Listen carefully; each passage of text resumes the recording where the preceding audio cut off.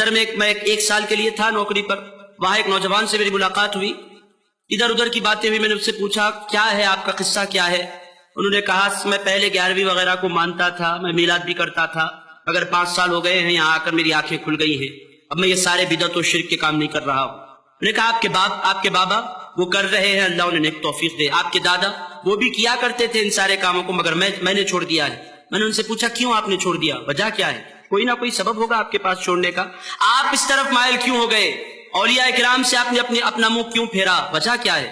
اس نے کہا میرے بابا بڑی پابندی سے عرس کو جایا کرتے ہیں، ہمارے دادا پیر کے عرس کو بڑی پابندی سے وہ جاتے ہیں، اور ان کا معاملہ یہ ہے کہ جمعے کی نماز بھی بڑی پابندی سے پڑھتے ہیں، اور ان کا طریقہ یہ ہے کہ وہ 11ویں شریف بھی بڑے اہتمام سے ہمارے گھر میں بکرے کاٹ کے کیا کرتے ہیں، اور ان کا دستور یہ ہے کہ وہ میلاد کا جلسہ بڑے اہتمام سے ہمارے ایک کمیٹی انہوں نے بنائی رکھی ہے، وہ جلسہ بھی بڑے اہتمام سے کرتے ہیں، مگر کبھی میں نے انہیں پابندی کے ساتھ مسجد جاتے ہوئے نہیں دیکھا۔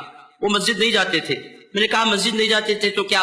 انہوں نے کہا جب میرے بابا اللہ ہی کو نہیں پہچانتے تو پھر ان کا طریقہ سچا کیسے ہوا، آپ نے مجھے بتلائیں۔ میں نے کہا وہ اگر نماز نہیں پڑھتے تو غلطی ان کی ہے۔ انہوں نے کہا ان کا ایک کا معاملہ نہیں ہے، ہمارے خاندان کے کئی لوگوں کو میں نے دیکھا ہے، وہ ساری چیزوں کی طرف بلاتے ہیں، خدا کی طرف نہیں بلاتے، وہ ساروں کو اہمیت دیتے ہیں، خدا کو اہمیت نہیں دیتے۔ میرے دوستوں میں آپ کی خدمت درج کروں، یہ اہل سنت کا طریقہ نہیں ہے۔ اہل سنت و جماعت سب سے اوپر اللہ کو رکھتی ہے، اس کے بعد پوری کائنات کو۔ اولیاء کرام نے کبھی رسول اللہ کو اللہ سے بڑھ کر نہیں کہا۔ یہ جو کر رہے ہیں یہ کرنے والے جاہل ہیں، میں مانتا ہوں، مگر میرے دوستو آپ کی جہالت کا نقصان کیا ہوا؟ آپ کی نسل وہابی ہوئی کہ نہیں ہوئی؟ میرے دوستو یہ ہو رہا ہے، سبب کیا ہے؟ ہماری مسجدوں سے دوری۔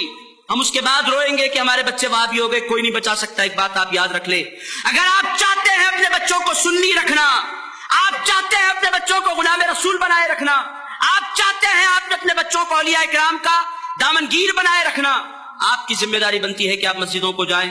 میرے دوستو جو مسجدوں کو چھوڑ دیتا ہے اس کی نسلیں وہابی ہو جایا کرتی ہیں، یہ دنیا میں زندہ مثال ہے۔ اگر اب بھی آپ نہیں جاگیں گے، میری باتیں آپ کو کڑوی نظر آئیں گی، ہو سکتا ہے آپ میرے خلاف بولیں، مگر میرے دوستو آپ میرے خلاف بول لیں، مجھے کوئی فرق نہیں پڑتا، مگر آج آپ کو عہد کرنا ہوگا۔ آج آپ سنی اجتماع میں تشریف لائے ہیں، آپ کو عہد کرنا ہوگا کہ نماز قائم کریں گے نا انشاءاللہ تعالی۔